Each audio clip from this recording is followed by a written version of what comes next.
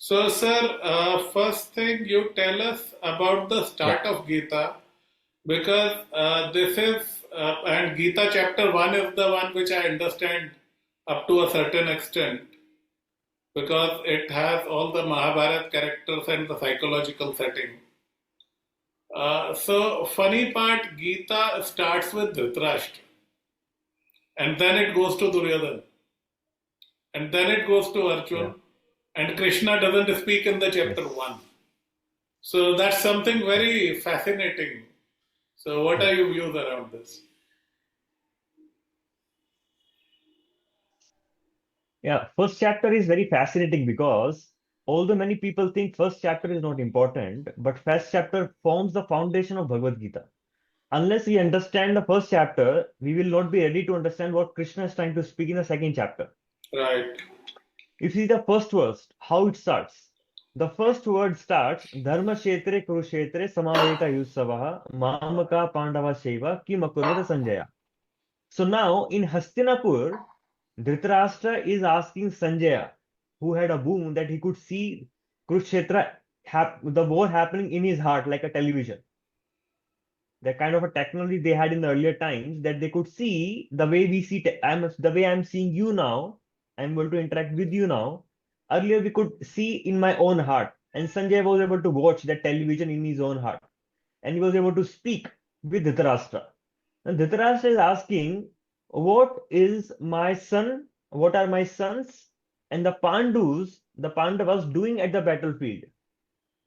The first question is very intriguing. The reason is, what are they supposed to be doing? They're at the battlefield, Kauravas and Pandavas, they're supposed to be fighting. But why is Dhritarashtra asking what are they doing? He's asking because the first word he says Dharma Kshetra. It because this Kurukshetra is a Dharma Kshetra, is a place of pilgrimage. So I am little disturbed that the place of pilgrimage influence should not be on the outcome of the war. In the heart, he knows that I am on the wrong side. We are on the adharmic side, and the place is the dharmic side. So dharma should not influence adharma, result coming from adharmic activities. And that is one thing. Second thing is it should not change the mind of Kauravas because I want them to fight. As we discussed last time also, that it was unfulfilled desire of Dhritarashtra that he wanted to become a king, but he couldn't by himself. So he wanted his son to become king. He wanted to live his life through his sons. So he wanted to make sure that Duryodhana is not changing his mind. He's fighting there. That is how it starts. The learning what we can draw from here is every place has its type of energies. Dharma Kshetra has its energies. If you go to graveyard, you will feel different types of energy. If you come to your room where you sleep, you will have different types of energies. So activity, whatever activity you do at a certain place, it acquires that kind of a energy with it. So very interesting aspect of developing habit is just a side learning from this that if we want to develop a certain habit, let's say habit of meditation, do it every day at the same place because by this you are empowering the energy of that place. If you're working, work in your office. If you're studying, study in your specific area. So every area could be designed in your home for a specific activity to happen. In that way, like it kind of helps us aligning to that particular nature of that activity. That's the learning. The second aspect is now, as you beautifully said, that the war is the conversation is being transferred to Duryodhana now. The first thing what Duryodhana says to Dronacharya, and we can understand the first 10 verses as a theme, the character and the nature of Duryodhana. The first thing which is coming out from his character is he's blaming Dronacharya. He's blaming him. You see, it is your disciple Son Drashtadyumna, of son of. and he's the one. Duryodhana is blaming Dronacharya. And although he's saying, you are my master, you are my teacher, but he's putting allegation onto his own teacher itself. इनको Two सिखाया things are क्यों coming. types? हाँ, इनको क्यों सिखा दिया आपने? Like blaming and sarcasm. It's because of your mistake. Now there's a army of Pandavas which has been arranged. So two nature of Duryodhana is coming out of it. The first is he was very proud. of his intelligence. He was showing off his intelligence in front of his teacher, the breaking of etiquette. The second thing was he was blaming. The person who blames and who don't take responsibility, they can never change and they can never experience life to the fullest extent. We always say, we always blame. It's because of that person, it's because of this person, it's because of my planets, it's because of this activity. I am not able to change. Everything is on everybody. The blame is on everybody, but I will not take responsibility. You break the word itself, responsible, able to respond to situation, not react. And you see now in his heart, he's very fearful, Duryodhana. He's very insecure. He's in existential crisis. So now he's kind of overcompensating it by in the next verses by saying that you see all these they have this army, the Arjuna and Bhima and all those people who are very warrior, they can fight both for Pandavas. You see, we have also a lot of soldiers. He's kind of showing his power now.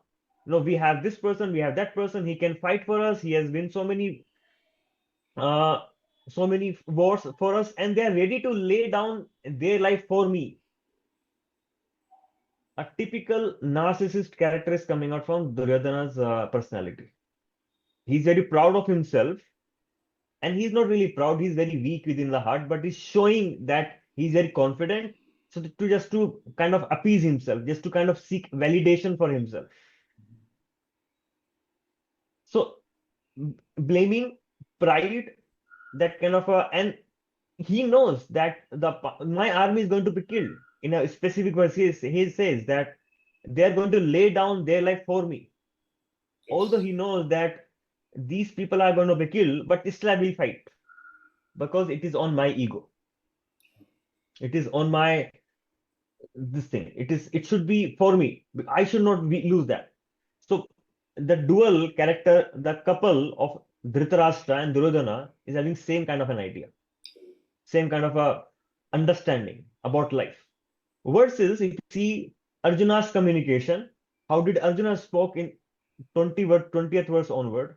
If you understand a theme, he was very vulnerable, he was very open, he was ready to transform because of his openness, because of his authenticity.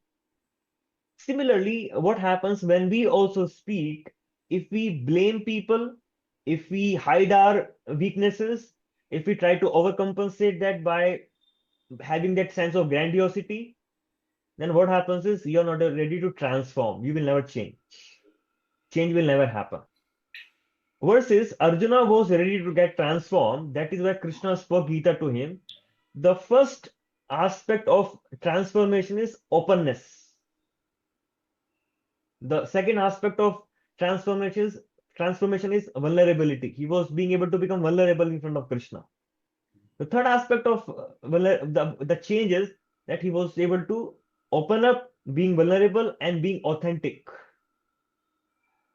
He was transparent in front of Krishna. Similarly, at least whenever we go through any challenges, any problem, instead of hiding it and putting it under the carpet and see everything is fine, everything is good, and just having the feature of looking good in our lives, that does not create any transformation. That create more and more mess in your life. So nowadays we see everything is about looking good. How we speak, we should look good when we are speaking. How we look should look good. And the appearance of control, I should be able to control things and make them align so that everything is looking good externally. Although externally everything looks good, but if inside you're having the fear, insecurity, greediness, and all this kind of emotions bubbling up, no matter how much hard you try, it will come up in your personality. So instead of hiding things, and instead of not becoming aware, instead of just cheating with your own self, you may think I'm cheating with people, but you're cheating with your own self and not being honest. The first learning of spirituality, which is very much clear from the character of Arjuna and from the character of Duryodhana, is honesty, is transparency. Unless we have honesty, unless we are able to look within ourselves, honestly why I'm doing what I'm doing. I'm able to question my own intention. I'm able to question my own purpose. Till that point of time, change will not happen. Transformation will not happen. That is what Krishna is teaching that is the first chapter teachings. So beyond these two contrasting element of Arjuna's character and Duryodhana's character, in between from the verse 10 to 20th, there are 9 signs that Pandavas are going to become victorious. Okay, this is interesting. If you study the 10th to 20th verse, there are about 9 signs how the Pandavas are going to become victorious even before they fought that battle. Tell us about this. I have never heard this. So now, interestingly, before that, I would like to have one principle what Krishna teaches in 18th chapter, 13 and 14th verses. Because accordingly, we can understand what's happening and how the Pandavas became victorious, became successful even before they fought it. And we can all apply in our day-to-day life that whether we can have a checklist, whether we have all these elements in our life so that we can see whether we are going to become success or failure. Okay. Krishna says, I will narrate that with an example. So now, for example, you want to grow crops. If you want to grow crops, what is the first thing do you need in your to grow crops and to have more and more flourishing agricultural activity Land. happening? So the first primary requirement, land. It is not sufficient to have land. It is you need to have fertile land. True. You can have a barren land, but it has to be fertile land. The first element of success, what Krishna is speaking, is the place of action, where you are performing your act. I can give an example wherein, let's say, you are working 10 hours in a day somewhere in the forest, somewhere suburb area or some villages of Bangladesh. 10 hours in a day, you're working. How much money can you earn? Let's say you can earn 100 rupees, 200 rupees, 1000 rupees. But you're using same 10 hour of energy and working in New York City, in Manhattan. How much can you earn? Much more. $1,000, $100, $200, $500, right? There's no limit in that sense. So place of action is very important, where you are performing your act. The second, adhisthanam tata karta. Karta means the person has to be present. Farmer can say, I have a fertile land, but I will not be present. You have to be present to be able to do that activity, right? So person's presence is important personally. Even though it is not karma, but karma will not fructify unless you are present and doing that activity. Yeah. You are important. Third thing is senses, instruments by which you are performing action. In the case of example, I'm continuing, you need to have tractors, you need to have work cart to be able to till the land. The instruments are important. Place of action is important, fertile land. You have to be there present, using your instruments. Fourth thing is chesta. Chesta means Effort. efforts. I can say I have a fertile land, I am present, I have all this, but I will not act, I will not put my efforts. Adhisthanam tata karta, chesta tas pratagvidam. Chesta is important. Let's say in this example, you have a fertile land and uh, you are present, you have all the senses, you are putting effort, but there is no rain. Can you get the crops? No. So the fifth factor of success, what is Krishna explains is Adhisthanam Tathagartha Pratakchabidam Devam. Deva means Krishna's sanction. Who is Krishna's devotee and who are not Krishna devotee or don't believe in God, they are karma. If it is not there in the karma, no matter you stand upside down, it's not going to happen. So five factors Krishna is explaining in the 18th chapter. Now let us see how these five factors get connected to the first chapter of Bhagavad Gita. What is the place of action? Place of action is Dharmakshetra. Is a place of action wherein Kurukshetra. It is going to kind of inspire and motivate and bring impact on the result if you are at a dharmic side. And Pandavas were on the dharmic side. Place of action is getting ticked. Second thing is Karta.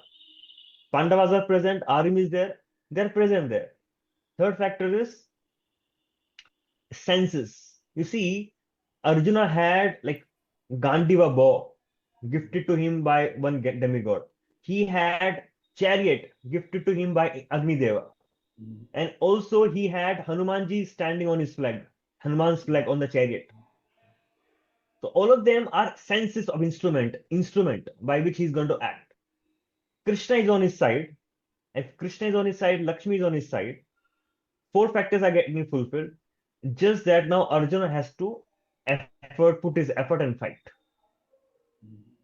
The moment Arjuna goes and put his effort, he's going to become victorious. So five factors of success getting connected to these verses from 10th to 19th, basically. So we discussed two themes. First theme was the two contrasting examples of Arjuna and Duryodhana. Second theme is five factors of success.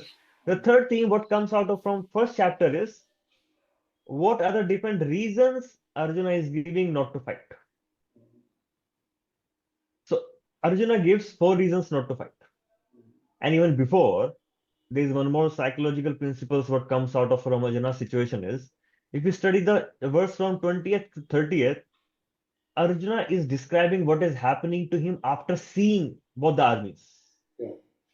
He's saying, my hands are shivering, I'm not able to, my mind is reeling, hairs are standing on the end, I'm not able to stand, and I cannot, he's crying, you see. So he is bringing a lot of emotional reactions, which is reflecting in his body. So every situation, if you get triggered, now Arjuna is getting triggered. Arjuna is getting triggered when he's actually at the battlefield. For many of us, battlefield could be in speaking in thousands of people. You can say, I can do this, I can do that. When you actually come to the reality, that creates a different sensation in your system. It impacts your system very differently. So it triggers you at a different levels. So now, when actually Arjuna is present, he's getting triggered. And when he's getting triggered, he is having reactions at three different levels, four different levels. The first level Arjuna is giving his reaction to the situation is in his body. His hands are shivering, he's perspiring, he's not able to stand, he's sweating, right? That is a reactions from his body. So similarly, in our life also, first thing to become aware how that situation is impacting me is becoming aware of your bodily reactions. Unless we start becoming aware of our bodily reactions, we start hearing our own body's voice. There's a book known as Everybody Keeps Score. It says that how the body contains the reactions, any reactions you have of the body. When the body says no, you need to understand that what your limits are getting broken if your body will speak to you. But we are so disconnected from the voice of our own body that we keep on stretching ourselves and we end up becoming diseased or in a very difficult, incurable conditions because not able to hear the voice of my body. The second is the voice of the emotions, the voice of the mind. Arjuna is saying, my mind is reeling. I cannot fight. I'm having this he's shedding tears, he's in sadness, he's experiencing deep trouble, he's experiencing deep anguishment, bereavement, he's experiencing all of that. So second reaction is at an emotional level. We also reactions will come at an emotional level. You will feel certain emotions. You may feel so naming the feeling is so important. What are you experiencing right now? I'm experiencing sadness, I'm experiencing happiness, I'm experiencing disrespected, whatever you're experiencing. Able to share your experience and ability to experience your experience is such a fundamental aspect of transformation. First, physical, second, intellect, in an emotional level. The third was different reasons what he gave, intellectual reasons. So now in this situation, the emotions are leading intellect because he's feeling a certain way. Now his intelligence is going to justify him what he should do or justify his emotional reactions. So now intelligence will not lead here, intelligence will justify. Emotions overrule the intellect.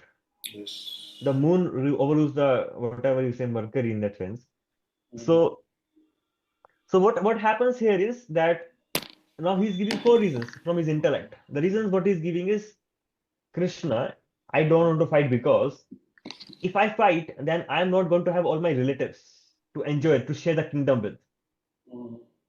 I may have the kingdom, but if I don't have my Bhishma Deva, I don't have Dronacharya, I don't have these different Kauravas, my brothers, I don't have any of them, what will I do with the kingdom?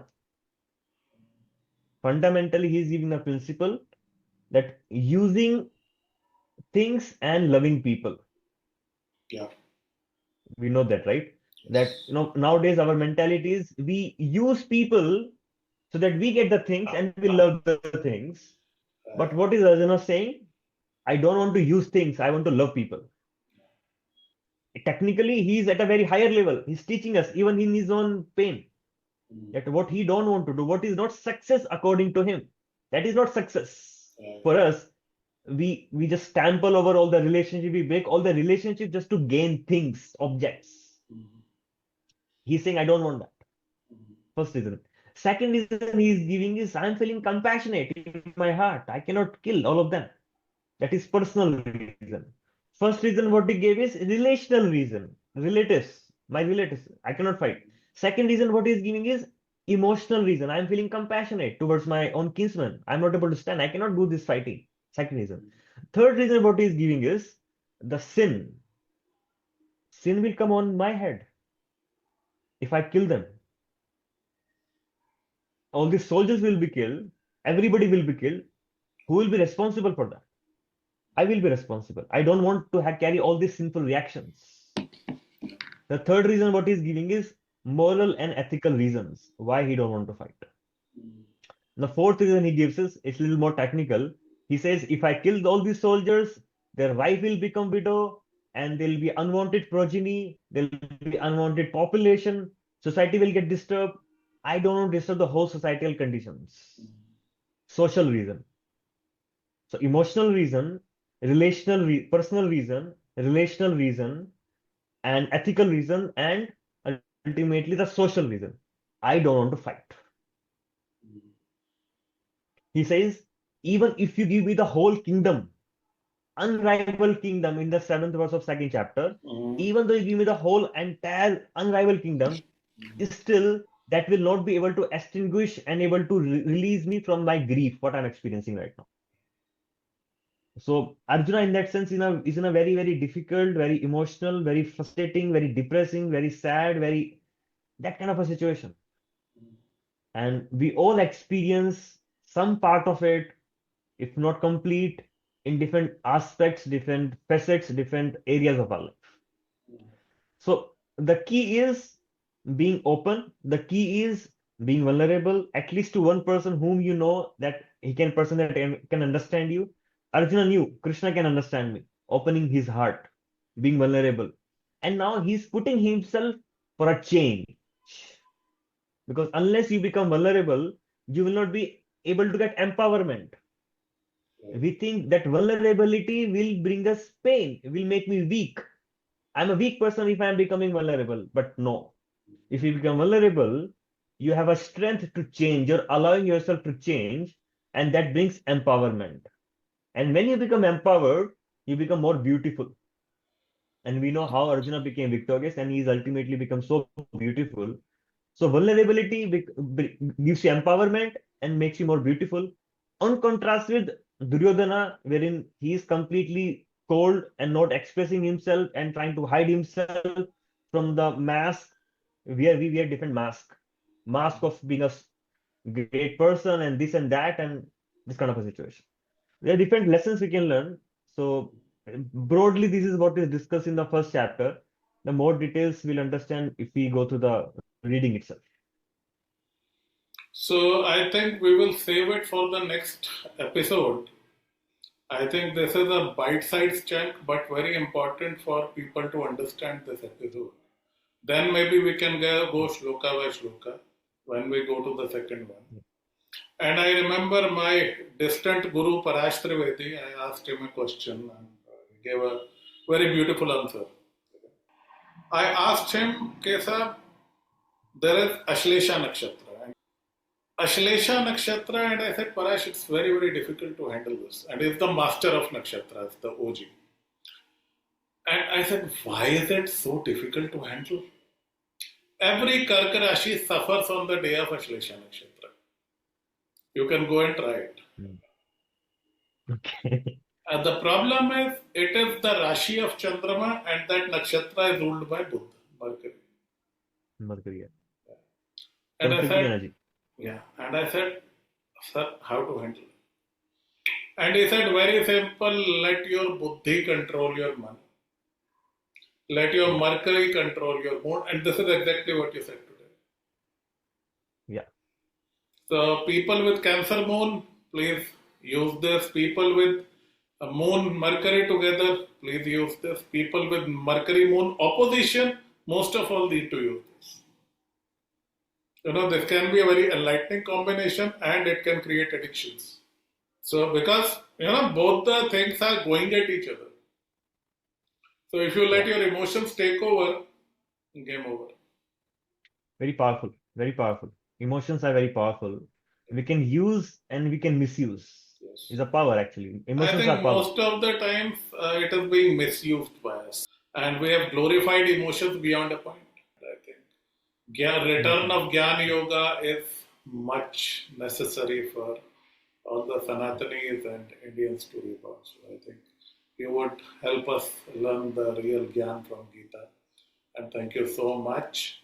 So with this, I'm going to end this episode because we are a little short on time. And thank you so much for coming on a short notice.